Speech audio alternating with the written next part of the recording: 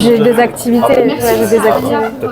J'étais camcare, mais j'ai que désactivé. Camcare, ouais, j'ai désactivé. Mais je vais revenir. C'est Camélia. Okay. Toi, tu as collé Oui. Toute la journée, ça marche. L'après-midi, et waouh, dingue. En général, on parle beaucoup d'activité et de capacité. Ils sont légitimes, tout le monde est capable. Et donc, pas trop faire ouais. Ça va un peu être le fil conducteur de cette table ronde.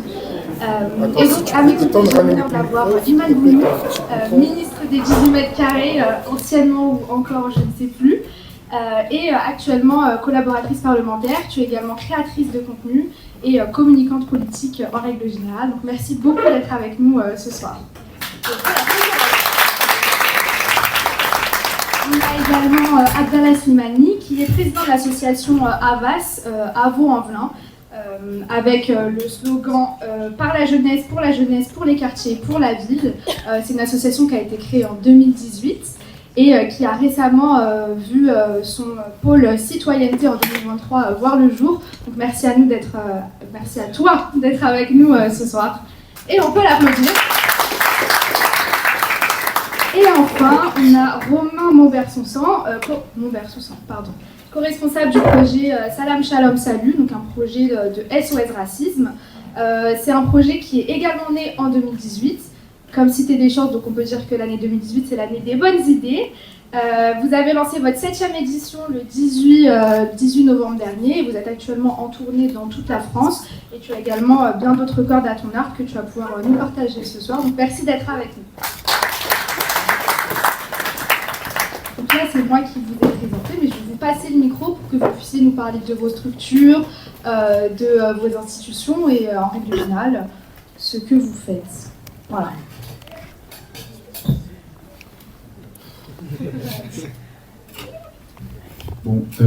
Bonjour à toutes et à tous. Donc, comme Nawel l'a dit, moi c'est Romain, je suis co-chargé de projet Salam Shalom Salut.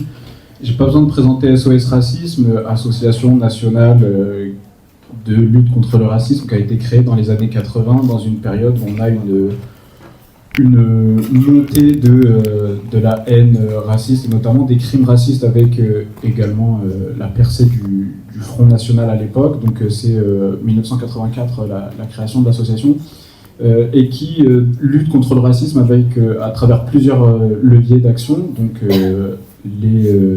l'éducation populaire, des interventions dans les établissements scolaires, maisons de quartier, centres sociaux, etc., pour parler de voilà, qu'est-ce que le racisme, d'où ça vient, etc., pour faire de la sensibilisation. L'aspect juridique aussi également, avec comment est-ce que on vient en aide aux personnes qui sont victimes à travers des permanences juridiques, de l'accompagnement de victimes au quotidien, parce que forcément quand on est victime, déjà on ne sait pas forcément qu'on est victime, on ne sait pas forcément de quoi on est victime, comment est-ce qu'on qualifie les violences qu'on subit, etc., et comment est-ce qu'on peut être accompagné dans les démarches. Et puis évidemment un pôle de mobilisation citoyenne où on va mener tout un tas d'actions coup de poing, de manifestations, de campagnes, d'interpellations, notamment des élus, etc.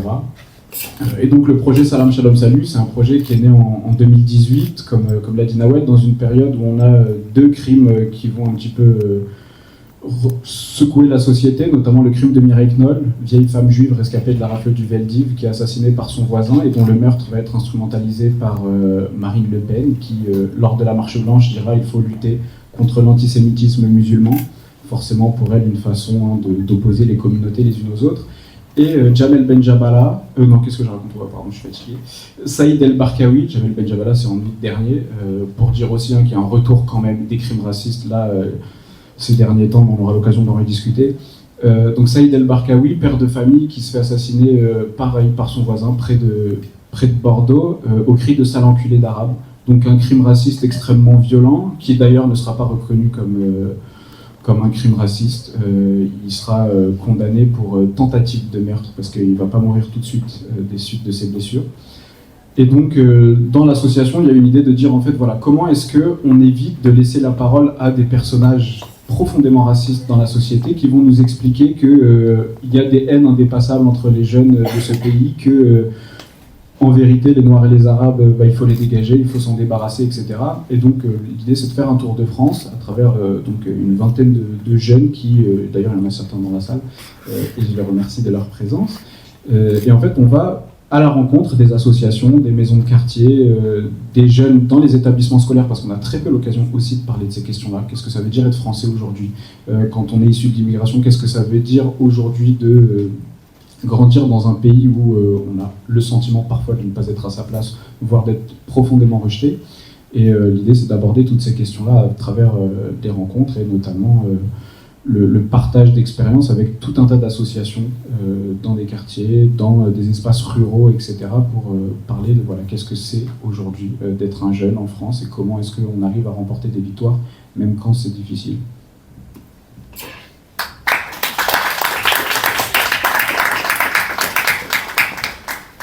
Alors nous, sur l'association Havas, la genèse, si je remonte un peu loin, ça vient de Vaux-en-Velin en banlieue lyonnaise, issue, on va dire, d'une structure très riche d'éducation populaire, un centre social, d'une personne en or qui dirigeait le pôle ado, qui a réuni des jeunes entre elles pour monter un projet, enfin, on va dire au début, c'était sur les discriminations. Ce projet-là, il a fini par découler sur les relations police-population, parce qu'en faisant des, on va dire, enquêtes sociologiques auprès des habitants, on a vu qu'une des plus grosses discriminations, c'était la police. Et en fait, ce projet-là, on a décidé de l'orienter sur les relations police-population, et on a monté un très gros projet, c'est une recherche-action participative sur les relations police-population. On va dire que c'est ce projet-là qui a mûri en nous vraiment l'envie de changer les choses dans notre ville, et surtout vraiment de s'engager plus directement auprès de la jeunesse, plus directement auprès des habitants, et surtout en fait faire jeunesse, parce que c'est surtout les jeunes qui ont monté l'association. Du coup en 2018, Naïm Naïli, là, qui est notre délégué général, qui est aussi le président fondateur d'Havas, à vos ambitions, a eu l'idée de créer cette structure-là et essayer de réunir des jeunes. On a fait une demande auprès d'un bailleur pour avoir ne serait-ce un local où on peut, nous jeunes, Vaudais, se réunir pour justement faire jeunesse et créer justement des initiatives, des idées, des projets, comment on voit nos quartiers, comment on construit nos quartiers. Et du coup, le pôle, on va dire, historique de l'association en 2018, c'est le pôle jeunesse. On a fait un gros travail sur la jeunesse, sur l'accompagnement scolaire, sur les sorties scolaires, sur comment nous, on occupait le territoire, sur comment, pas forcément manque de moyens, comment on pouvait aussi partir en vacances comme tous les autres. Vraiment, ça visait un peu tout. Comment on peut aussi se construire une propre culture, une culture populaire. Et à partir de là, l'association a vu beaucoup plus de personnes motivées, des jeunes qui sont engagés. On est devenu un peu plus visible dans la ville. On a vraiment été visibilisé aussi par les jeunes. Et on a réussi à rassembler encore plus de monde. Et c'est là qu'on a décidé de créer d'autres pôles, le pôle citoyenneté, pour justement faire entendre la voix des jeunes, mais pas que, parce que là, ça a vraiment concerné tout le monde. Comment on peut, nous, dans les quartiers, faire entendre nos voix auprès des institutions, auprès des institutions au sens large même, pas que l'institution politique, mais auprès des écoles, auprès de la police, auprès de vraiment toutes les institutions. Et à partir de là, on a vraiment créé des projets, ça peut partir du jardin partagé à vraiment des projets où, par exemple, on donne notre voix et on interpelle sur des projets d'urbanisme. Parce qu'on est concerné aussi par comment sont construits, comment sont faits nos quartiers. On y vit et on est acteur principal. Et c'est comme ça qu'on a développé plusieurs pôles. Maintenant, on en a 3, le pôle médiation urbaine, le pôle citoyenneté, le pôle jeunesse, qui est le pôle historique. Je n'ai pas trop envie de...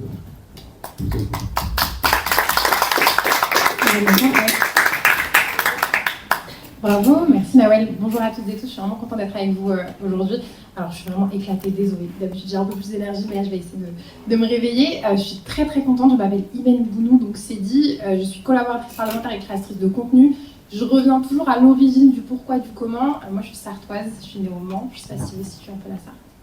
Oui. Oui, ah oui, ça me rend fière. Je suis contente. Et ma mère donc, a grandi au Mans, enfin, elle est arrivée dans son adolescence.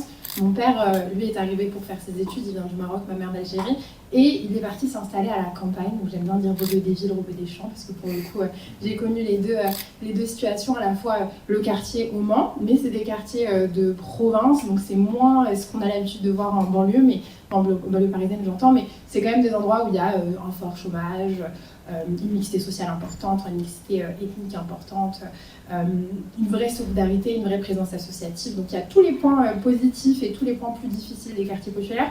Et la campagne, j'ai une histoire familiale qui est... mon père il est marocain, je vous ai dit, ma mère est algérienne, ça arrive. Et donc j'ai à la fois du côté algérien, et en plus c'est un travail que je suis en train de faire en ce moment, j'ai remonté un peu la généalogie. Il y a l'histoire de l'Algérie qui se noue dans ma famille, mais aussi le lien qu'il y a avec la France, puisque j'ai retrouvé, et je vous raconte pas, j'ai envie de pleurer dans le RER, les fiches militaires de mon grand-oncle qui était tirailleur algérien, et un autre qui était hospitalier pendant la Première Guerre mondiale, donc ça remonte, hein, c'est des papiers qui ont plus d'un siècle maintenant. Ensuite, j'ai des parents, enfin j'ai mon grand-père qui s'est investi dans le Front de Libération Nationale, et côté marocain, j'ai mon grand-père qui habitait pas si loin que ça à Barbès dans le 18e, pour reconstruire la France dans les années 40. Donc je suis une addition de tout ça, des choses qui sont purement des choses de ma classe sociale. Hein. Moi, mon père, il est maçon, ma mère, elle travaillait à Flunch. C'est des parents pour lesquels j'échangerais rien au monde. Enfin, vraiment, c'est des parents, je pense qu'on partage beaucoup ça ici, qui m'ont toujours dit l'école, parce que moi, je ne vais pas vous faire servir le discours de la méritocratie, je n'y crois pas pour un sou, hein, ça n'existe pas, et en pic 2025, qui croient, c'est quand même un truc de ouf. Mais c'était notre seule porte de survie, en fait. Et pour le coup, ça a plutôt bien réussi. Mais je ne veux pas non plus être un peu l'exception qui confirme une règle qui n'existe pas. Et ça, j'aurai l'occasion de le dire. Et donc, je suis arrivée à Paris pour faire mes études. J'ai fait un parcours en communication. Et là, je travaille à l'Assemblée nationale avec une députée qui s'appelle Léa Balajel-Mariki, qui est députée de cette circonscription, qui est écologiste, qui est très bien.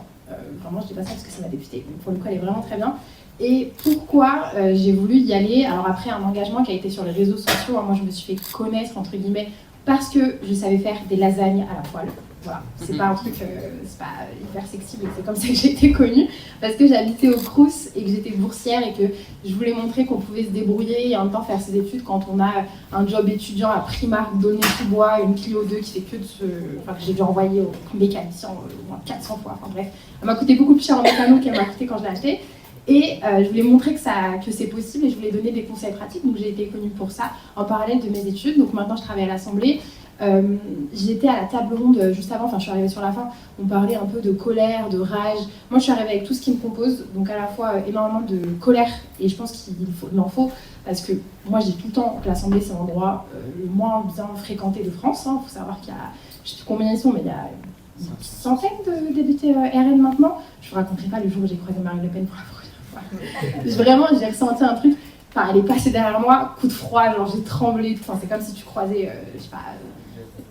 Enfin, je dirais pas le dire dessus, je le pense un peu. Et donc, tu partages un espace avec des gens qui te détestent profondément, qui sont les idéologues d'idées qui te font du mal, à toi, à ta famille, aux gens que t'aimes, mais t'y vas parce que, en fait, tu penses que vous méritez mieux. Je sais que ça coûte aussi l'engagement militant, l'engagement politique. Moi, je l'ai fait en étant visible très tôt, donc j'ai été harcelée, hein, mais ça a été très violent. Je sais que c'est fatigant, je sais qu'on a peur aussi pour sa situation économique. Moi, je vous cache pas... Je parle souvent, vous connaissez cette statistique des 6 générations pour sortir de la classe sociale pauvre. Moi, j'estime pas du tout être la première de ces 6 générations parce que je pense que mon père qui a travaillé, qui a fait un parcours de migration, mon grand-père qui était là dans les années 40, tout ça, ça participe d'eux. Et en fait, je suis que l'héritière de ça. Je suis pas l'héritière, certes, d'une grande maison dans un appart dans le 7e, mais je suis l'héritière de ça. Et donc, j'ai une autre exigence aussi parce que je veux le faire vraiment pour toutes ces blessures-là, tous ces espoirs-là qui me constituent et qui ont fait ce que j'ai vu autour de moi depuis très tôt. Voilà la raison de pourquoi j'ai décidé de travailler à l'Assemblée, mais on aura l'occasion d'en parler, j'imagine.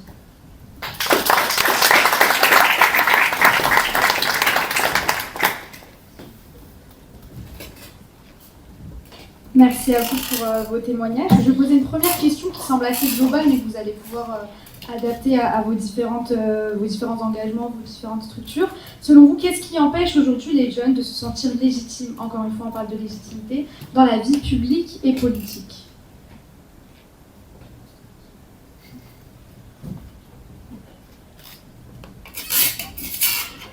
Tu veux le faire ou je le fais? Vas-y. Beaucoup de choses.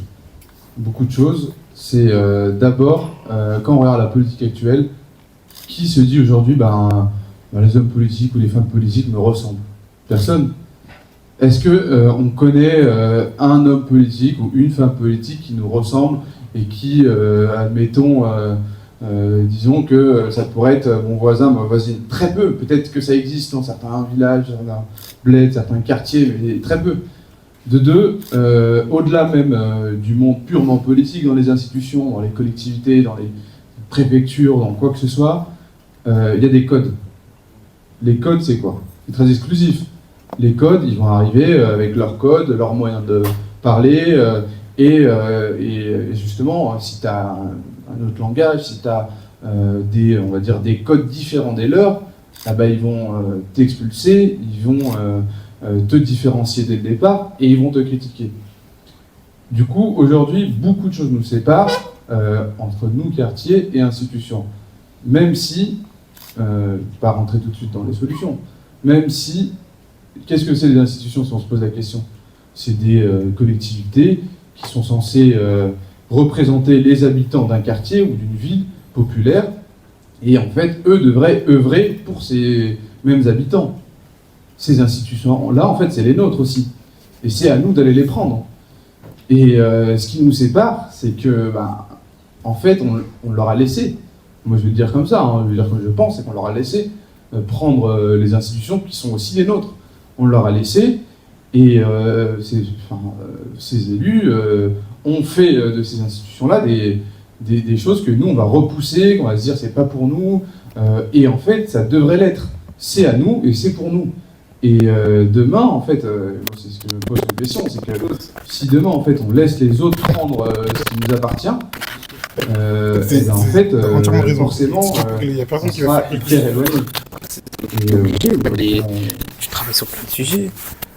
Moi, je pense que pour le moment, à mon avis, tu travailles les samedis, dimanches. Ouais, tu vois, t'es en mission, ouais. C'est ça, moi, je dis, c'est que t'es en mission, tu représentes les gens, tu vois, faut les faire parler. C'est un combat. C'est ça, c'est s'il y a actif, s'il y a la passion, c'est carré. C'est censé. On est quand même une génération, je m'inclus dedans. Tu vois toujours les... on est quand même une génération qui s'est engagée, vous en êtes la preuve, j'étais hier avec Ambition Campus, donc moi je crois qu'on est une génération qui s'engage. Je pense qu'effectivement, de façon structurelle, les partis, et je fais aussi mes premiers pas dans les partis, là en l'occurrence en étant à l'Assemblée, c'est que de façon structurelle, en fait, ils ne sont pas faits pour accueillir des profils qui ne sont pas du sérail. Pourquoi? Parce que il faut avoir tracté, il faut avoir collé des affiches, mais il faut avoir le temps pour le faire quand on est en situation de précarité, quand on a un job étudiant, ou alors quand, par exemple, on est certainement beaucoup ici à ne pas habiter à Paris de base et être venu pour des études. Donc quand on est tout seul, on n'a pas forcément que ça à faire. Voilà, en fait, on a d'autres préoccupations qui sont des préoccupations de survie. C'est aussi des espaces où on récompense moins le mérite que les amitiés, les relations, le fait d'avoir la bonne tête, le fait d'être là au bon moment. Et moi, je l'ai vu, franchement, pour le coup, la méritocratie, encore une fois, j'y crois pas, mais s'il y a bien un espace où on devrait quand même récompenser les gens qui font le mieux et qui sont les plus exigeants avec eux-mêmes, ça serait la politique. Mais si c'était le cas, on n'aurait que des bons politiciens, et c'est pas le cas du tout. Donc, moi, je crois que vraiment, structurellement, c'est fait pour exclure. Je crois que les institutions, c'est à peu près la même chose. Et vous avez suivi, je pense, la polémique il n'y a pas très longtemps avec des jeunes filles qui portaient le voile, qui étaient venues à l'Assemblée nationale, qui assistaient dans les gradins, en fait, mais comme ça se fait tous les jours. Moi, j'avais demandé aux agents combien il y avait de classes par jour qui visitaient. Il y a entre 20 et 25 classes qui visitaient l'Assemblée nationale par jour. Donc, il y a des lycées privés qui sont des lycées confessionnels où, oui, effectivement, il y a des femmes qui portent le voile, il y a des écoles juives, il y a des écoles chrétiennes, on a croisé des bonnes sœurs. Enfin voilà, c'est un espace particulier à l'Assemblée où on croise finalement la France, en fait, dans tout ce qui la compose. Et j'étais très en colère à ce moment-là, parce que déjà, il y a eu une polémique où clairement on leur a dit qu'elles n'avaient rien à faire là, mais surtout, il y a un groupe Telegram, on est tous les collaborateurs NFP, donc de gauche. J'ai envoyé un pavé comme ça, c'est la première fois que je parlais dans ce groupe-là, pour dire j'espère que vos députés ont honte de n'avoir rien dit. Parce qu'à ce moment-là, on a tout un système de l'extrême droite à la présidence de l'Assemblée nationale qui s'est levé pour dire que c'était pas normal qu'il y ait ces femmes, je vais dire plutôt en l'occurrence, qui portent le voile et qui étaient là. Et ça m'a touchée précisément parce que je les ai vues rentrer juste avant d'arriver à l'hémicycle, elles étaient trop contentes, enfin il y a un petit qui m'a fait le signe Joule et tout, enfin c'est des petits quoi.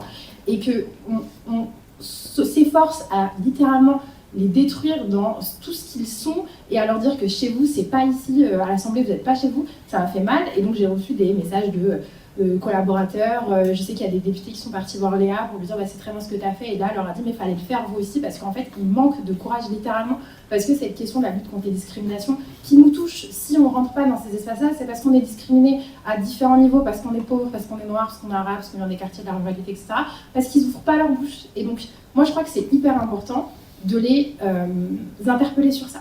Pourquoi vous n'avez pas réagi à ce moment-là? Pourquoi vous n'avez pas parlé à ce moment-là? Pourquoi vous manquez de courage autant? Et en fait, nous aussi, on est dans notre survie, on est en train de se battre pour nous-mêmes, pour les nôtres, et donc on oublie qu'il y a des gens qui ont le pouvoir de la loi et qui ne parlent pas finalement, ou très peu de ces questions-là, qu'on n'interpelle pas. Moi, je trouve ça très bien, je fais une petite digression, mais les influenceurs, on va les interpeller, pourquoi t'as pas parlé de ça, pourquoi t'as fait ci. Un influenceur, il va rien changer de la vie. Par contre, votre député, il va changer quelque chose. Et moi, je le dis tout le temps, parce que du coup, je crée du contenu, donc bon, moi, pour le coup, je parle de quand même pas mal de choses, mais on m'a quand même déjà dit oui, t'as pas parlé de ça, t'as parlé de ça. Je fais, mais tu connais le député de ta circo, pas avant de m'envoyer un message?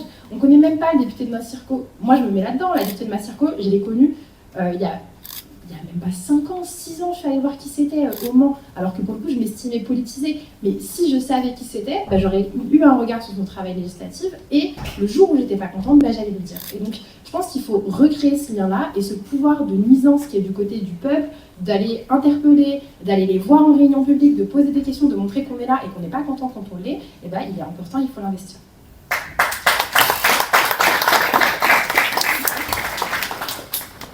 Ouais, je suis d'accord avec évidemment tout ce qui vient d'être dit, mais aussi pour rajouter, il faut aussi voir dans quel contexte on est. C'est normal que les gens ne se sentent pas légitimes de s'engager quand leur premier rapport à l'institution, ça va être notamment une figure quand même dans les quartiers qui va être la traduction en acte de l'institution. En fait, c'est la police, dans des comportements parfois où on a, faut pas l'oublier, hein, mais en fait c'est aussi un héritage.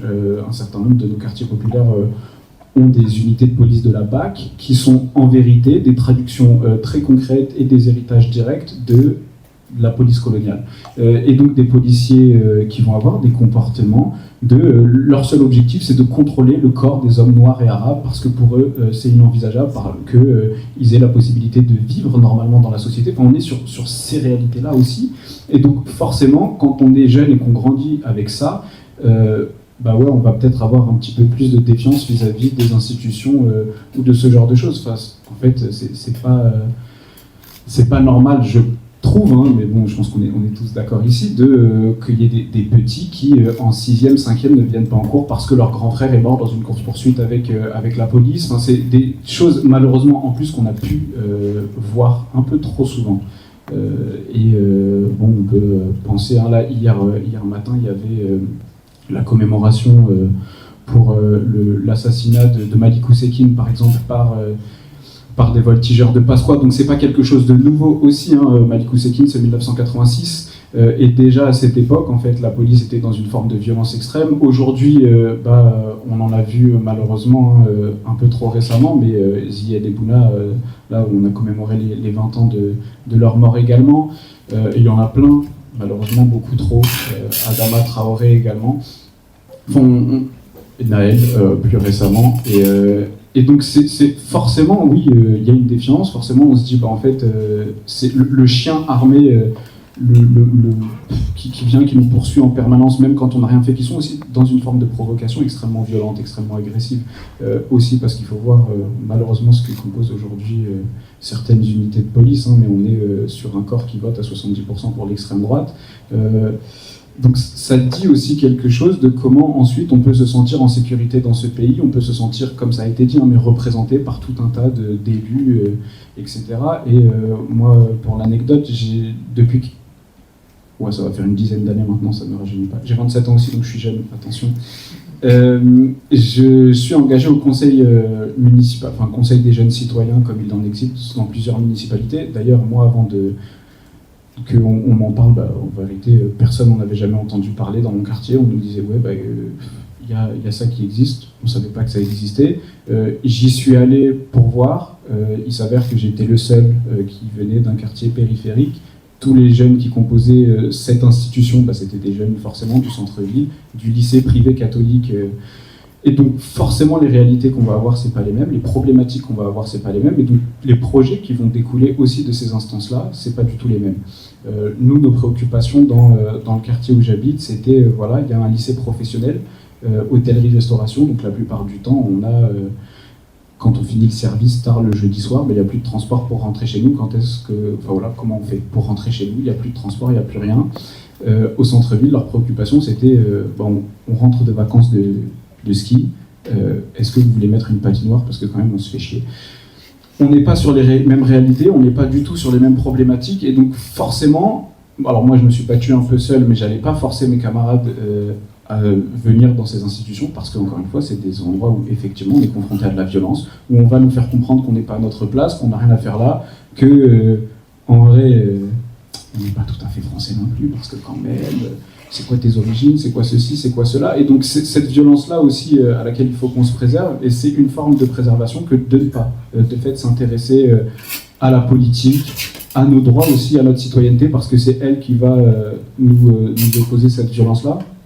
Et j'ai été assesseur assez régulièrement, et en fait, moi, ce qui m'a frappé, c'est les jeunes qui viennent, parce que forcément, quand je suis assesseur ou que j'essaie de participer aux différentes campagnes, je mobilise, je vais dire aux gens d'aller voter, même les gens qui n'ont pas l'habitude. On l'a tous déjà fait, c'est un petit peu ce que vous faites vous aussi. Mais en fait, j'ai vu des petits aller voter avec la peur au ventre. Et ça, je trouve ça fou de se dire qu'en fait, dans ce pays, il y a des jeunes, leur seul rapport à l'institution, c'est celui de la violence. Et donc, il y a des jeunes qui viennent vous tendre leur pièce d'identité en tremblant.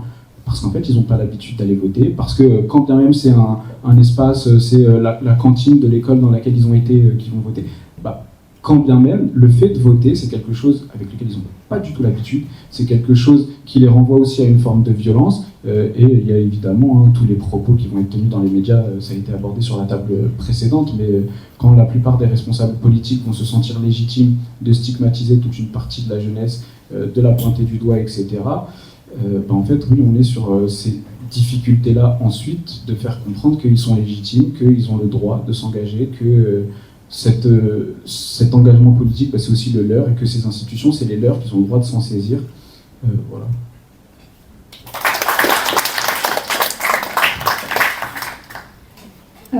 Merci pour vos interventions qui sont très très enrichissantes et qui parlent vraiment à tous les membres de Cité des Chances qui sont ici, parce que c'est vraiment ce pourquoi on œuvre au quotidien, c'est-à-dire démocratiser la démocratie dans les quartiers populaires et les banlieues, parce qu'on ne sait pas forcément comment aller voter, on ne sait pas forcément ce qui est attendu dans un bureau de vote, est-ce qu'on sait avec quels documents il faut aller voter, pourquoi c'est important, etc.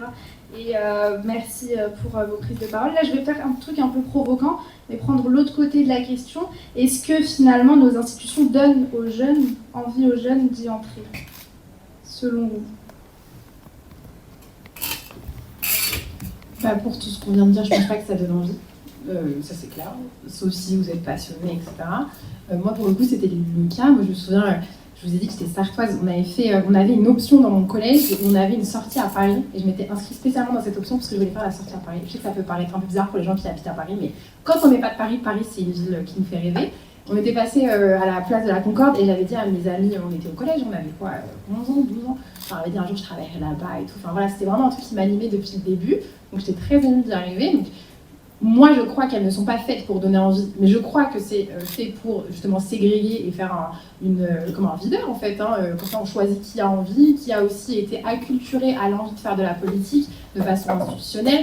Et donc je crois que, et c'est la force de Cité des Chances, et j'espère que c'est aussi ce que je vais essayer de vous impulser, mais quand on a colère, espoir, amour pour les gens qui sont les gens autour de nous, quand on a envie de mieux pour le logement, pour le transport, pour la dignité en fait, pour qu'on vive mieux, et bien en fait, de façon quasi irréversible, à un moment donné, ça va se jouer avec le législateur, avec celui qui va faire la loi, avec le maire, avec le préfet, avec le député, avec le sénateur, enfin avec toutes ces strates-là qui composent la politique institutionnelle.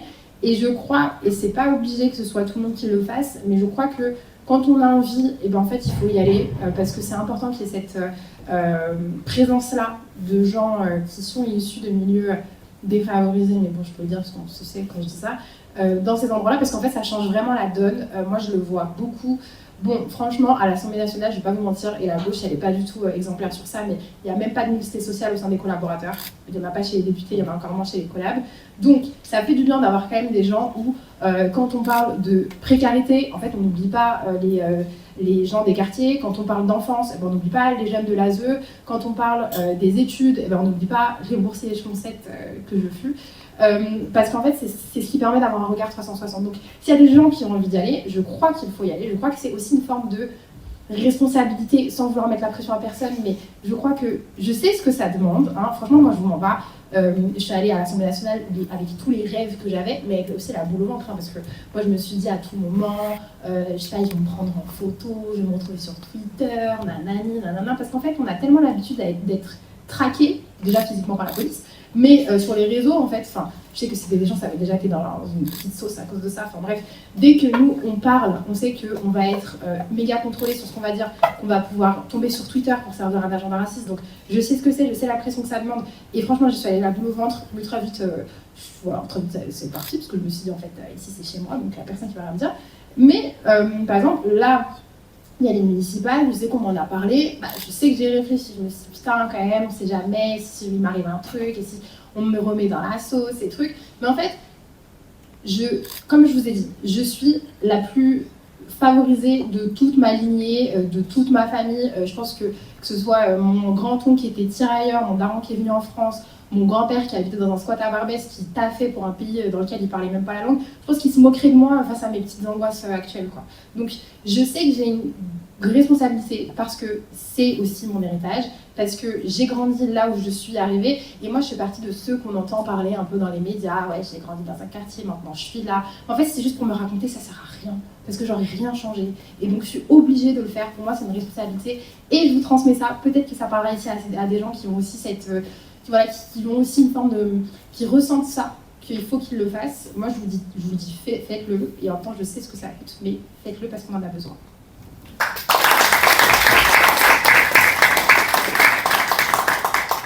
Moi, je partage ce que tu as dit, Iman. En fait, les institutions, vraiment, elles sont pas là pour, on va dire, nous faire de la place, et au contraire, elles veulent pas qu'on les rejoigne, hein. Elles veulent pas qu'on les intègre. Mais c'est à nous de faire la place. Moi, j'ai raconté... petite histoire perso, hein, c'est moi, quand je me suis engagé dans le Polycité, j'étais un gamin, je foutais n'importe quoi au lycée, et j'ai pris conscience en fait de l'intérêt de l'engagement, et surtout heureusement qu'il y avait des éducatrices, il y avait des animatrices dans les centres sociaux qui venaient et qui nous apprenaient comment fonctionnait et comment on devrait plus ou moins grandir. Heureusement qu'il y avait nos parents, c'est nos parents qui nous ont donné toute cette richesse-là, et en fait, à bout d'un moment, dans l'associatif, on travaille sur les relations police-population. On voulait rencontrer le commissariat de notre ville pour savoir quels étaient les problèmes et est-ce qu'on peut dialoguer entre nous pour savoir comment on peut résoudre aussi ces problèmes-là. Parce qu'on a des problèmes avec la police dans tous les quartiers de France, et même ailleurs maintenant.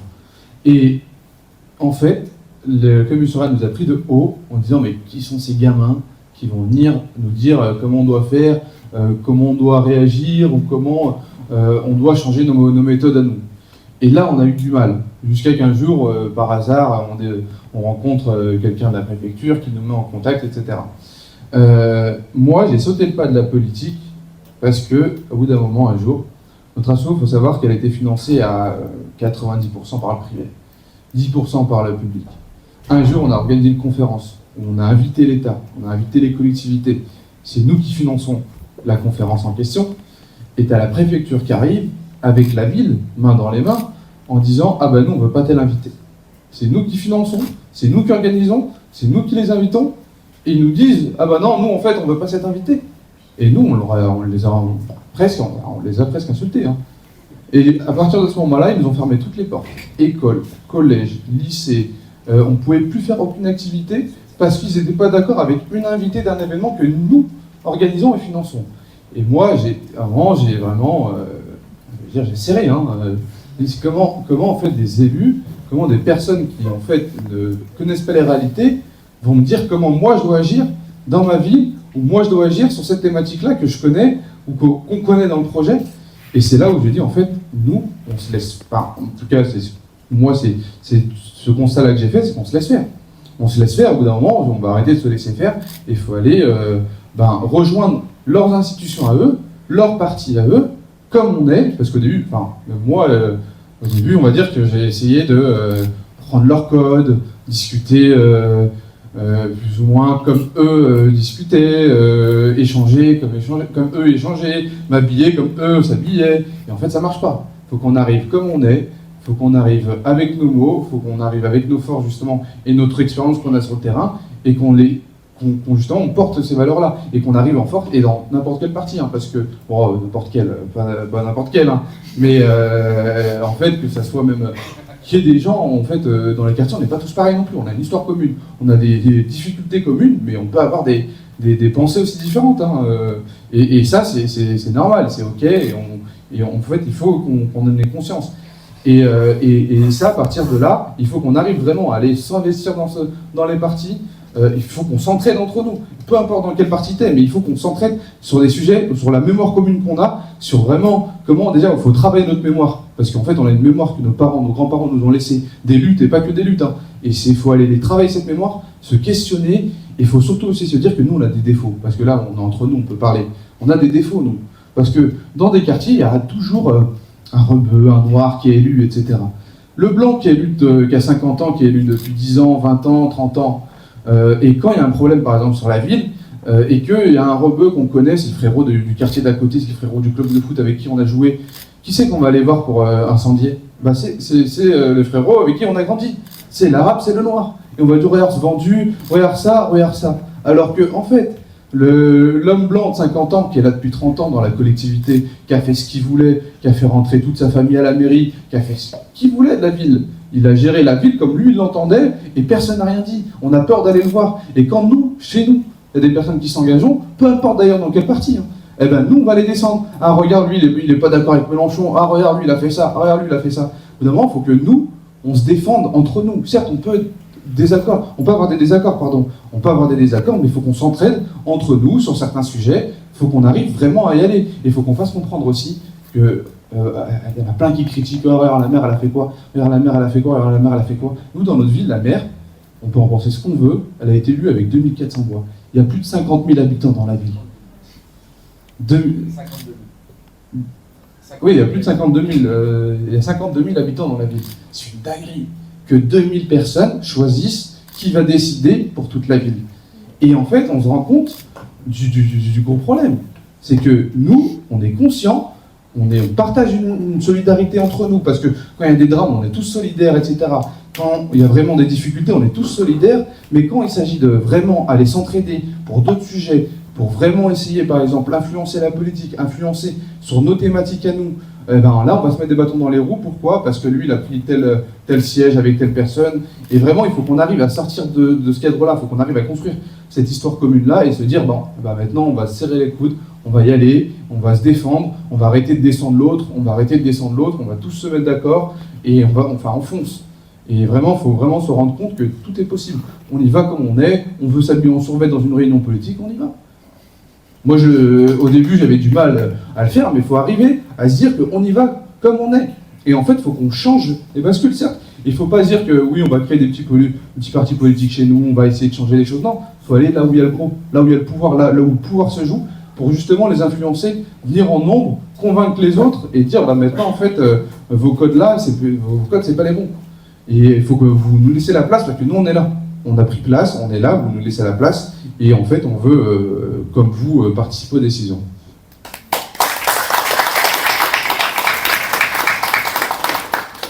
Ouais, même pour aller plus loin, moi je pense que les institutions, non seulement elles ne donnent pas envie, mais en plus elles dégoûtent toutes celles et ceux qui auraient envie d'y aller, qui se mobilisent, qui cherchent des espaces pour s'engager. Et c'est malheureusement un peu trop fréquent, mais il y a vraiment une difficulté de trouver sa place quand on est jeune, notamment issu de l'immigration et de quartiers populaires. Et parce qu'en fait, non seulement la place on ne nous la donne pas, mais en plus on va nous mettre tout un tas de bâtons dans les roues, etc. Et la difficulté, elle est là, mais il faut voir aussi qui représente ces institutions et la façon dont ils parlent de nous, la façon dont ils vont stigmatiser les jeunes aussi, parce qu'aujourd'hui, quand même, dans la société, les jeunes, ils ne sont pas forcément vus comme une solution, ils sont plus vus comme un problème. Il y a notamment un certain nombre de réformes, là, ces derniers temps, en fait, on est vraiment sur des offensives réactionnaires contre la jeunesse qui font assez peur. Il y a plus d'1 milliard d'euros là, qui a été retiré à destination de la jeunesse, notamment, et des associations, etc.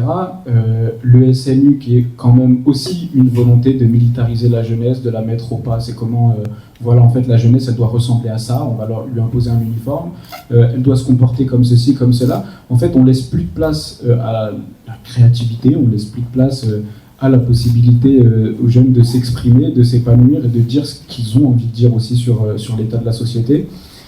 Donc non, ça donne pas forcément envie de s'engager, ça donne même, ça fait perdre la foi un petit peu dans l'engagement, ça dégoûte complètement. Et puis il faut voir aussi les responsables qui sont arrivés au pouvoir, hein, y compris ceux qui faisaient des promesses et ceux dans lesquels on pouvait se retrouver dans le programme ou autre.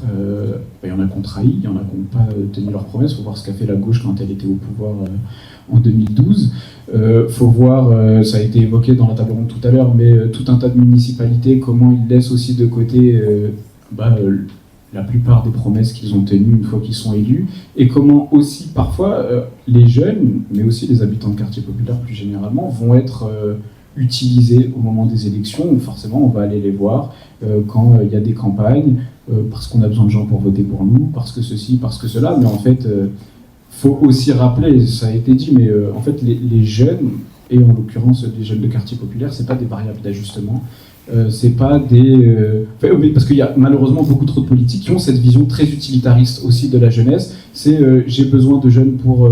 sur ma liste, on va en mettre 1 ou 2, comme ça on va dire, ah, regardez, quand même, je parle aux jeunes, j'ai des jeunes avec moi, je parle au quartier populaire, j'ai 2-3 personnes de quartier populaire, et donc malheureusement c'est aussi comment on arrive à recréer des espaces dans lesquels on impose un rapport de force, et on n'est pas tout le temps en train de courir aussi derrière des agendas. En fait, on n'a rien à quémander, on n'a pas... ces gens-là, ils nous doivent des choses, et donc c'est à nous aussi d'aller les chercher, d'aller les prendre, et de leur imposer aussi un agenda politique, d'être extrêmement ferme sur un certain nombre de choses. Et ouais, en fait, on s'en fout de leur débat tout pété sur la longueur des robes des filles dans les écoles, parce que, encore une fois aussi, les attaques islamophobes, forcément, elles font partie de ce jeu-là.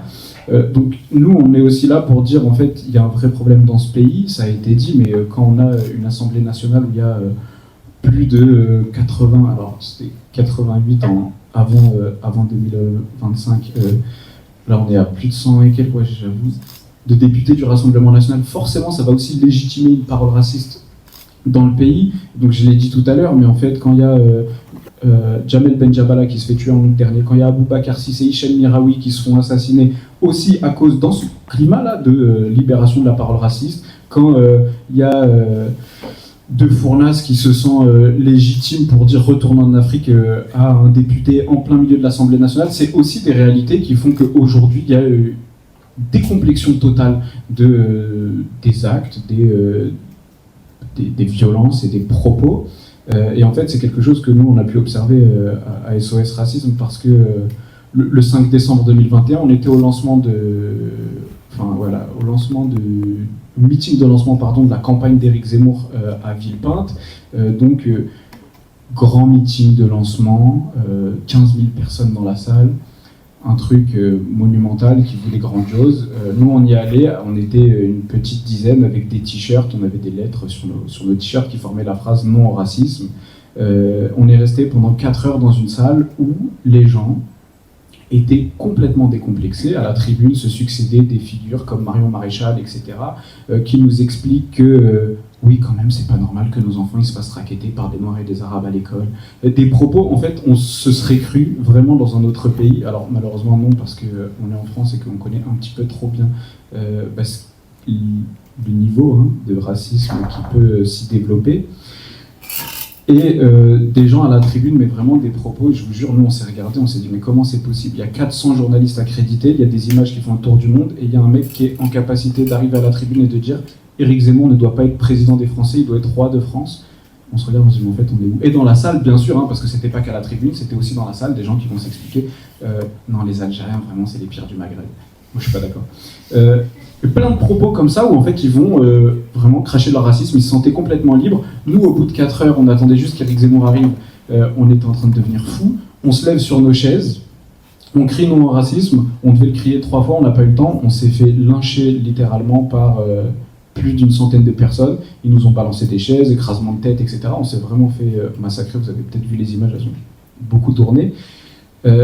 Et en fait, très concrètement, pourquoi est-ce que la violence, elle s'est déployée? Parce qu'en fait, on était aussi dans une ambiance quasiment de secte, où pendant 4 heures, on a fait monter comme ça une tension, ils se sont sentis un petit peu légitimes, et donc c'est un petit peu ce qui est en train de se passer malheureusement dans le pays, où sur les médias, un certain nombre, notamment on peut penser à CNews par exemple, mais tout l'empire Bolloré, qui va aussi faire monter la température petit à petit, où on va se sentir, en fait, il y en a d'autres qui pensent comme moi. Et on fait monter comme ça la température du racisme dans le pays, et on se retrouve ensuite avec Aboubacar Cissé qui se fait tuer en plein dans une mosquée parce que en fait il avait accepté d'aider quelqu'un. Enfin, on est sur ces types de violences-là, les gens vont se sentir complètement légitimes, et donc c'est aussi à nous de ramener une forme d'exigence, ce que disait Imen tout à l'heure, mais en fait on a une responsabilité de dire en fait vos sujets de merde, on s'en fout.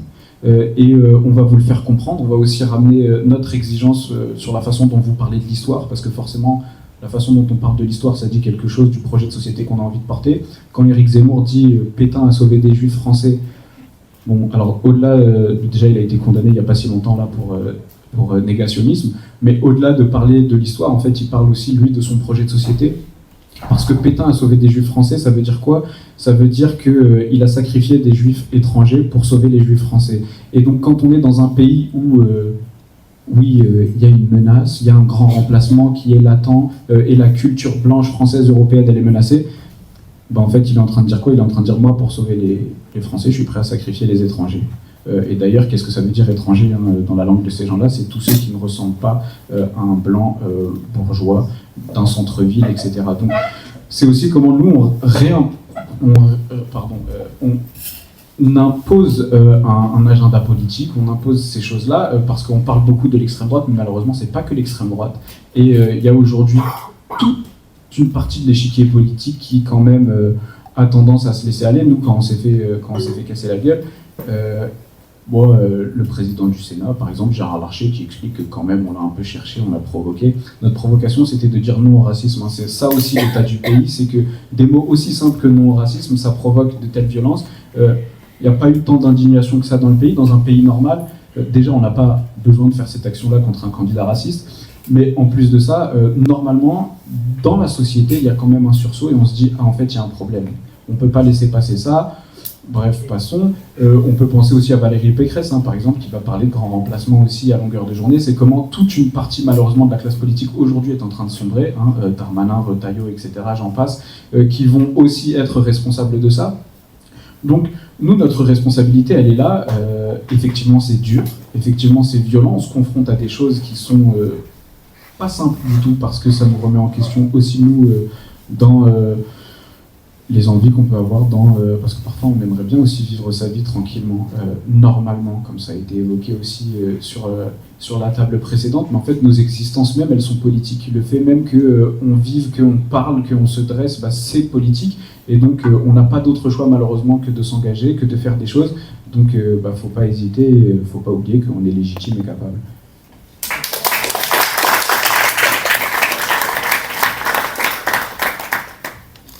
Merci. Finalement, vous agissez tous à des échelons différents, que ce soit toi, Imen, sur le plan national à l'Assemblée nationale, ou encore à l'échelon local. Je pense notamment à toi, Abdallah, avec Vaux-en-Velin, avec Havas à Vaux-en-Velin, ou encore toi, Romain, avec le Tour de France, Salam Shalom Salut. Mais dans vos expériences respectives, quelles sont les différences les plus frappantes selon les parcours, les territoires, les villes dans lesquelles vous intervenez? Qu'est-ce que vous avez pu y observer et comment les expliquez-vous? Que mettez-vous en place à votre niveau pour y pallier, par exemple? C'est long la question, je suis désolée. Que vous remarquez sur vos territoires?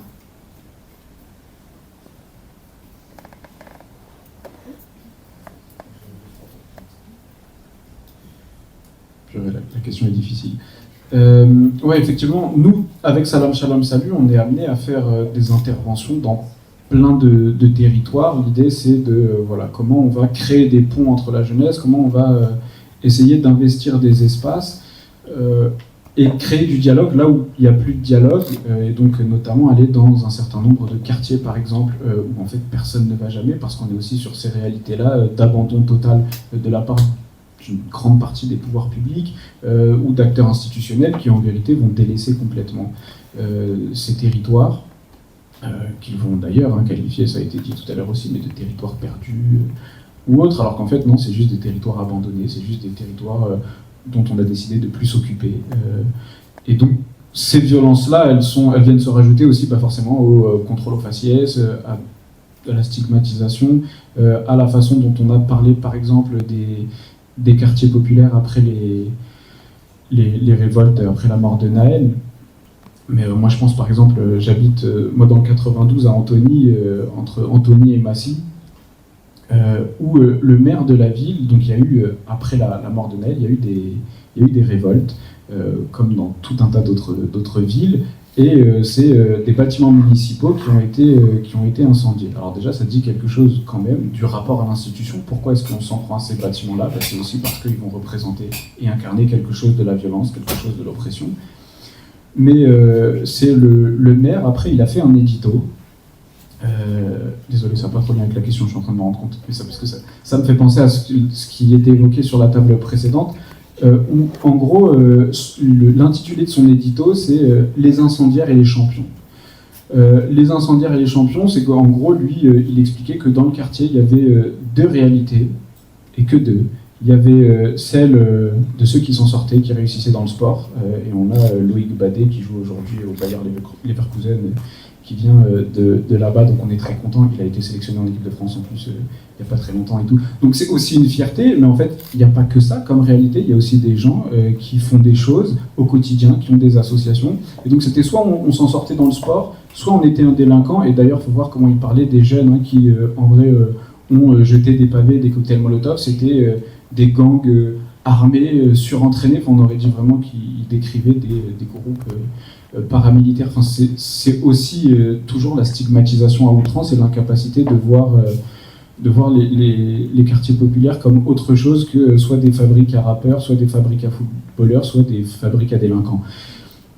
Et donc, nous, c'est forcément à travers ce Tour de France, on est confronté aussi à des réalités qui vont être totalement différentes, et je ne vous cache pas qu'on a vu des choses auxquelles on ne s'attendait pas forcément, notamment quand on va dans des territoires plutôt ruraux, où on n'est pas forcément sur du quartier populaire, où c'est des populations qui sont parfois très blanches, mais qui vont aussi vivre une précarité extrême dans un certain nombre de territoires, et où, en fait, on va être dans des questionnements qui sont différents et qui, en même temps, sont assez similaires. C'est-à-dire que eux, leur question, c'est comment est-ce qu'on a une place aussi dans les médias, comment est-ce qu'on parle de nous.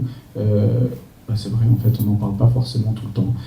C'est vrai qu'il y a eu une question, quand même, dans un certain nombre de territoires, où l'institution, on ne la voit jamais, où les problématiques, c'est les mêmes que chez nous. C'est-à-dire qu'il n'y a pas de transport, c'est-à-dire que on n'a pas d'espace pour se retrouver, pour discuter quand on est jeune. On a très peu de perspectives d'avenir en vérité.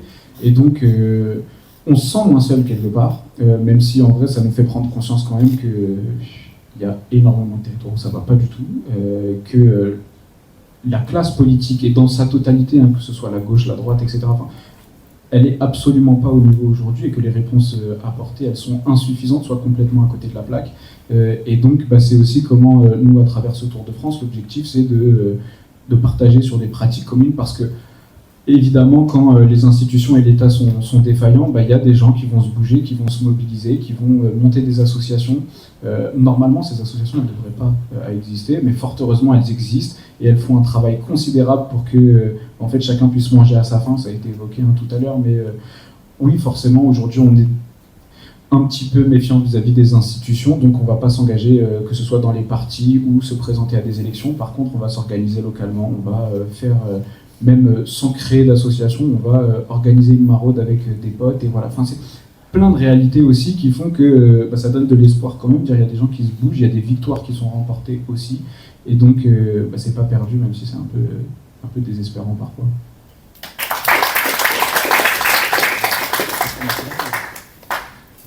En fait, nous, nos grandes différences, c'est qu'on n'est pas dans les mêmes territoires.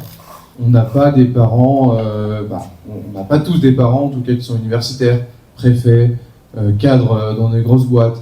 On n'a pas justement les mêmes écoles. On n'a pas le beau aussi que certains ont dans leur quartier. Nous, nos quartiers, tu peux avoir des rats, des poubelles, ça peut ne pas bouger pendant 5-6 jours. Tu peux avoir des saletés de part et d'autre.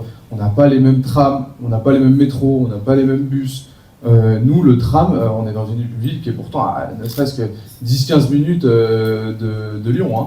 Et le tram, il arrive en ce moment. On n'avait pas de tram. Alors, ça, c'est une folie. Hein. Et le tram arrive, il n'est pas encore fini. Là, il y a des travaux dans notre ville. On a une bouche de métro dans un quartier, le quartier sud de la ville, où il n'y a que du privé, des logements privés. Et c'est la seule bouche de métro qui dessert la ville. On a un seul arrêt dans notre ville de métro. En fait, on n'est pas tous égaux, et ça, on le voit au quotidien. Là où on est différent aussi, et là, tant mieux en bien, c'est que nous, si notre voisin un jour il toque à la porte en disant « Je suis désolé, j'ai pas de quoi nourrir mes enfants, etc. », c'est que nous, on va lui offrir à manger, mais pas que pour un jour ou 2 jours, on va lui offrir à manger pour 1 mois. Nous, la solidarité, quand il y a un drame, quand il y a quoi que ce soit, nous, on va s'entraider. Nous, on a en fait, plus ou moins, on sait qu'on est dans des difficultés et justement, on va réussir à s'entraider. On va faire corps tous ensemble, etc., comparé à d'autres, hein, que moi j'ai vu personnellement, parce que j'ai eu la chance aussi et l'opportunité surtout aussi de partir et d'aller voir d'autres milieux, que ce soit dans l'engagement associatif, mais aussi à l'école, que ce soit aussi de quitter mon milieu personnel de Vanvelin, et j'ai vu aussi parfois un autre monde. Et nous, il faut être conscient de nos défauts, il faut être conscient du fait qu'on a des différences, et que ces différences-là, il faut tout faire pour essayer d'y pallier. Enfin, il faut tout faire pour vraiment dire que demain, en fait, on peut avoir le pouvoir de décision, on peut changer les choses, on peut faire venir le tram si on s'y met tous. Par exemple, on n'est pas d'accord avec, je sais pas moi, on n'est pas d'accord avec un chantier qui est dans notre ville et ça nous concerne tous. Mais on va bloquer le chantier. On n'est pas d'accord, on ne veut pas qu'il y ait le chantier, et ben on va tout faire pour que le chantier n'ait pas lieu. Il faut vraiment qu'on arrive à faire force commune pour vraiment essayer de dire, en fait, on n'est pas si différents que ça, et nous, on veut du beau, nous, on veut avoir accès à tous les services publics, on veut avoir accès à tous les services que les autres ont, et vraiment, en fait, il faut qu'on arrive plus ou moins se mobiliser et aussi faire face à nos propres défauts, parce que des défauts, il y en a. Là, aujourd'hui, il y a une montée de la délinquance qui est énorme. Énorme. La délinquance, elle a toujours existé. Sauf qu'aujourd'hui, elle est encore plus dure et plus rude. Aujourd'hui, si on regarde que Snap, que Telegram, que tous les réseaux sociaux, la musique aussi qu'on écoute, parce qu'on sait qu'il faut qu'on soit fiers de notre culture urbaine, de notre culture pop, mais il faut aussi qu'on se dise qu'il faut arrêter dans les musiques de rap, ouais, je vais fumer l'autre, ouais, je vais vendre ça, je vais vendre ça. Normalement, c'est pas ça la vie. Il faut qu'on aussi on en soit conscient. On a des défauts. Ces défauts-là, ils naissent pas de nulle part. Hein. Ils naissent aussi de la souffrance dans les territoires et dans lesquels on vit. Mais il faut qu'on ait conscience aussi de sensibiliser aussi nos proches. Parce qu'on veut pas que nos proches ils tombent dans ces problématiques-là. Il faut qu'on soit conscient de se dire, en fait, la culture, c'est pas ça. Demain, le mec il veut s'habiller comme il veut, on le laisse habiller, on va arrêter de se moquer de lui. Demain, le mec il veut faire, je sais pas, les arts et métiers, ou il veut faire ce qu'il veut, il veut faire des études dans ça, on va le laisser faire, et ça reste notre voisin, ça reste notre pote. Et il faut arrêter aussi, parce qu'on a des codes, hein, nous aussi chez nous, hein. Et les codes, faut qu'on les déconstruise aussi, parce que d'un moment, si on continue aussi parfois à avoir des mauvais réflexes, à avoir cette mentalité-là de se dire lui, il a réussi, il a la belle voiture, nanani, il faut aussi qu'on arrive à déconstruire, et qu'en fait, il faut qu'aussi on ait conscience qu'on ait des défauts, et ces défauts-là, d'abord, ils naissent pas de nulle part, hein, mais il faut qu'on arrive à se dire que demain, on va tout faire pour qu'entre nous aussi, on va se sensibiliser, on va travailler tous nos défauts pour justement atteindre le meilleur. Et le meilleur, c'est on travaille nous-mêmes, on travaille les autres, et on va chercher le pouvoir. Hein. C'est clairement ça. Enfin voilà, je pense qu'on...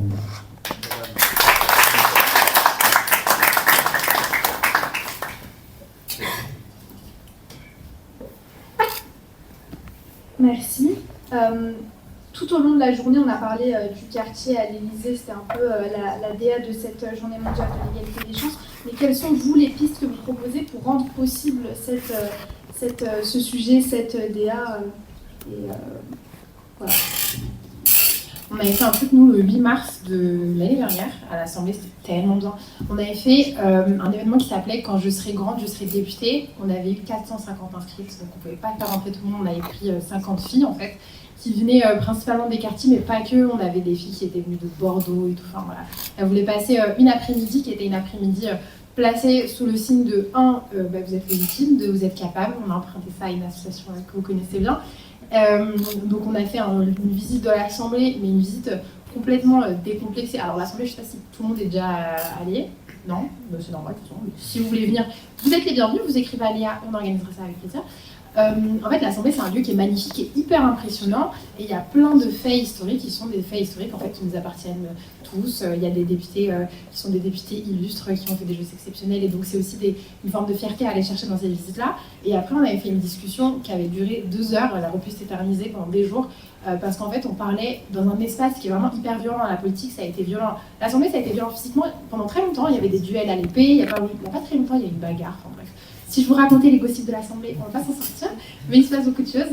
Et donc, en fait, on parlait dans cet espace qui est dur, qui est violent, de choses hyper vulnérables entre filles. Mais il aurait pu y avoir des garçons, mais le fait que ce soit que des filles, c'était aussi puissant. Notamment beaucoup de filles qui portaient le voile. Et donc, on parlait de discrimination, de comment aussi certains parents vivaient le fait que leur fille était partie de chez elle. Enfin, des choses très intimes qui sont des conversations qu'on a entre amis. Et là, c'était dans ces espaces de puissance et c'était fort pour nous. Donc ça, c'est quelque chose qu'on va refaire, je sais, le 8 mars. Ce qu'on s'autorise à faire, c'est quand on fait des événements, en fait, c'est ouvert à toutes et tous. Et par ailleurs, je vous invite à suivre Léa, parce qu'on en a organisé un qui était sur les discriminations à l'embauche. Pareil, on avait ramené 250 personnes qui étaient majoritairement racisées, et en plus on avait emprunté la salle des macronistes qui s'appelle la salle Colbert. Et pour ceux qui ne connaissent pas qui était Colbert, en fait c'est un ancien personnage politique qui a notamment été à l'initiative du Code Noir, qui était un code esclavagiste, donc en gros c'est pas quelqu'un qu'on respecte beaucoup. Donc c'était très fort de parler discrimination et antiracisme dans cette salle. Donc, et là encore, ça justifie aussi tout ce que je vous disais au début, c'est important d'avoir et des députés qui sont concernés par ces questions, et des collaborateurs, et donc il faut y aller. Moi, je crois aussi beaucoup à cette question de la transmission. Et donc, si je suis là, c'est pas pour vous raconter ma vie, c'est pour vous dire tout ce que je peux vous livrer. Et comme ça, vous savez aussi à quel moment vous pouvez me contacter si jamais je peux être utile.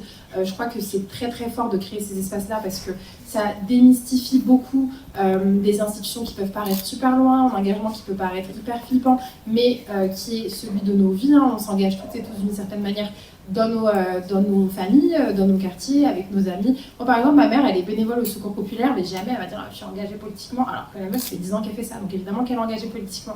Donc, valoriser qui nous sommes, valoriser ce que nous faisons, aller chercher chez nous vraiment nos colères, nos peurs, nos haines, nos joies, nos amours, notre amour pour ce que nous sommes, pour ce que vous êtes, pour tous les gens avec qui on a grandi, ce qu'on souhaite de mieux pour nous aussi, des meilleurs logements, des meilleurs transports. Tout ça, il faut aller chercher dans vraiment ce que vous avez au plus profond de vos cœurs, parce que je crois que c'est ce qui vous guidera le mieux, et aller demander conseil. On n'est pas beaucoup, mais on est quand même pas mal à l'Assemblée maintenant. Enfin, je pense à Suline, je pense à moi bien sûr, mais on n'est pas beaucoup en vrai. Mais on est quand même, mais bon, vous nous connaissez quoi, vous nous contactez avec grand plaisir. Il y a plein d'entrées possibles pour rentrer dans ces institutions classiques. Le minimum, c'est au moins de faire une visite, c'est d'arriver d'assister à un événement, pourquoi pas un stage, mais bon, ça encore une fois, c'est pas des promesses que je peux livrer comme ça, mais on a réussi à le faire parfois. En tout cas, je crois qu'il faut ouvrir les portes, je crois que c'est notre responsabilité quand on y est, et je crois que c'est important pour moi de vous dire vraiment, il n'y aura aucun temps perdu dans une prise de contact, dans une demande pour quoi que ce soit, même si c'est pour relire un CV, parce que je crois qu'on a une responsabilité quand on y est, de faire en sorte qu'on soit le plus à y être. Voilà.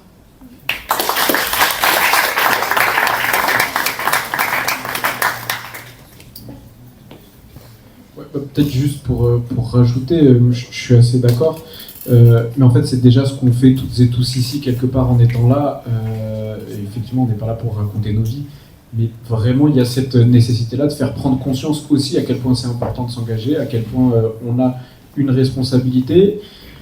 Et c'est aussi avoir en tête quand même, je l'ai déjà dit, mais nos existences mêmes, elles sont politiques, parce qu'on est aussi issus d'histoires de la colonisation, issus de tout un tas d'histoires, qui font que notre présence dans ce pays, elle est liée à un héritage et à aussi des décisions politiques. Et donc, c'est aussi prendre conscience que le fait même de décider de ne pas voter ou de laisser d'autres voter à notre place, en fait, c'est aussi un choix politique. Et donc, une fois qu'on a conscience de ça, quand même, je pense que ça nous pousse un petit peu à continuer, à se mobiliser d'autant plus, à encourager les gens autour de nous à s'engager, à monter des structures, des organisations.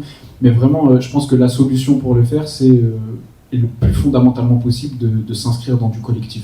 En fait, on n'arrivera nulle part si on se sépare, si on est individuellement. Et effectivement, il y aura peut-être des gens qui vont s'en sortir, qui vont réussir à droite à gauche, et on sera très content pour eux. Et on sera peut-être même fiers d'eux, il n'y a pas de problème.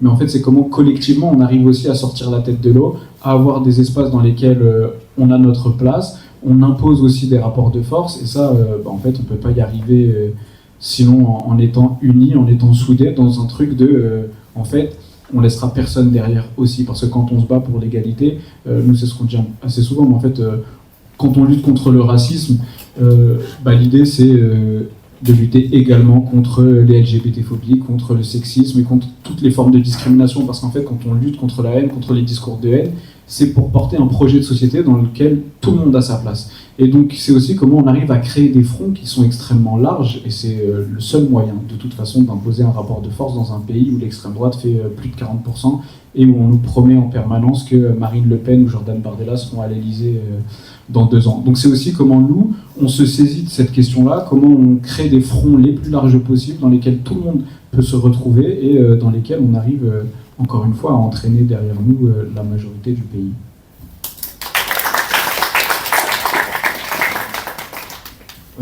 Moi, du coup, peut-être la première solution la plus importante, c'est d'être fier de ce qu'on est, d'où on vient, de nos familles, de nos potes, de nos racines, de nos origines. Et vraiment, c'est la chose la plus essentielle. Essayez de jamais renier ça. C'est d'abord le truc le plus important. Après, pour justement pallier à ce manque de représentativité de tout ça, il y a plein de choses. Votez, même si des fois ils sont chiants, mais essayez de voter. Essayez d'influencer les politiques pour dire moi j'ai tel projet. Là en plus c'est les municipales. Allez dans les villes, allez dans vos quartiers. Vous voulez, je sais pas, un local pour la Cité des Chances, allez voir le maire. Allez voir les candidats. Moi je veux un local pour mon asso, on veut se réunir, nanani. Nous, on est prêts justement à essayer de faire des sensibilisations, je sais pas, au vote ou tout ça, mais donnez-nous un local. Il y a des locaux qui sont vides. Vraiment, ayez des revendications. Chacun ici dans la salle peut et a des revendications pour son quartier, pour sa vie, pour sa famille, pour ses voisins, et vraiment portez-les, allez les voir, et surtout engagez-vous. Engagez-vous, allez dans les partis politiques, allez de partout, peu importe selon vos idées. Allez-y, ouvrez la porte, n'ayez pas honte, vous êtes légitime et capable. Vous êtes vraiment légitime et capable. On en parlait tout à l'heure, mais chacun a sa légitimité, chacun est capable de défendre son expérience, sa résistance, ce qu'il vit au quotidien. Et après, vraiment, essayer de faire front commun. Il faut s'entraider. On a nos différences. Moi au lycée, c'est triste à dire, mais dans ma classe il n'y avait pas de blanc. On a regardé, dans ma classe il n'y avait pas de blanc. On nous a laissés à l'abandon dans des lycées, pas à l'abandon, faut pas non plus parce que il faut remercier aussi nos profs qui nous ont beaucoup aidés, mais on nous a laissés dans des locaux, on nous a laissés parfois des locaux dégueulasses, on nous a laissés entre personnes issues de l'immigration. Nous, il y avait vraiment que des personnes issues de l'immigration. Et justement, certes, on a cette force-là, de cette solidarité-là, il faut vraiment qu'on la garde, mais il faut qu'on aille justement aller dans les lieux de décision pour qu'on unisse nos forces. Chacun, Albanais, Turcs, moi dans ma classe, il y a des Albanais, des Turcs, des Indiens, des Algériens, des Marocains, des Tunisiens, des Français aussi, des Italiens, des Portugais, des Européens, et il faut vraiment qu'on unisse toutes nos forces. on n'a pas de différence entre nous. Il faut vraiment qu'on essaye de supprimer toutes ces différences. Et il faut vraiment qu'on aille prendre le pouvoir en disant, bah voilà, on est tous unis, on va tous unir, on va aller faire une liste, on va aller rejoindre les partis politiques, on va aller voir le maire, nous on veut tel projet, on veut tel city-stade. Nous, ça me rappelle un projet dans notre ville où ils ont voulu raser le city-stade du quartier à côté de notre local, sans au début trop de concertation. Et ben les jeunes, quand ils ont appris ça, il y a des gens qui ont voulu politiser ce petit phénomène et qui ont essayé de les retourner dans leur intérêt à eux. Nous, on allait voir ces jeunes-là en disant, attendez, vous voulez un city-stade ? Pourquoi on ne va pas toquer à la mairie ? On est allé, on a fait venir la maire, qui avait en plus une réunion publique un samedi matin, elle l'a annulée pour que justement, venir écouter ces jeunes-là, parce qu'elle savait qu'il y avait un mécontentement par rapport à ce projet. Elle est venue un samedi matin dans nos locaux associatifs, elle est restée pendant 2 heures avec les jeunes, elle a parlé, et en fait, quand ces jeunes, ils ont revendiqué, ils ont dit, non, en fait, nous on veut notre city-stade, la maire, elle a entendu. Tous n'entendent pas. Dans ces cas-là, on va s'engager. Quand elle entend, dans ces cas-là, nous, on va peut-être la soutenir et peut-être la rejoindre. Dire, elle nous a plus ou moins aidés, ou l'autre nous a plus ou moins aidés, et en fait, si on veut continuer dans cette dynamique-là, on va s'engager. Et justement, en fait, il faut voir aussi où sont nos intérêts, parce que les autres agissent que par intérêt. Et nous, il faut aussi qu'on soit réaliste sur nos intérêts. On a des intérêts, il faut qu'on les défende. Et justement, après, la maire les a associés, on a fait le city-stade. Et aujourd'hui, j'ai un city-stade tout neuf. Il ne faut vraiment pas hésiter, il faut y aller. Voilà. J'aurais aimé vous poser tant d'autres questions, mais malheureusement, on arrive à la fin de cette table ronde.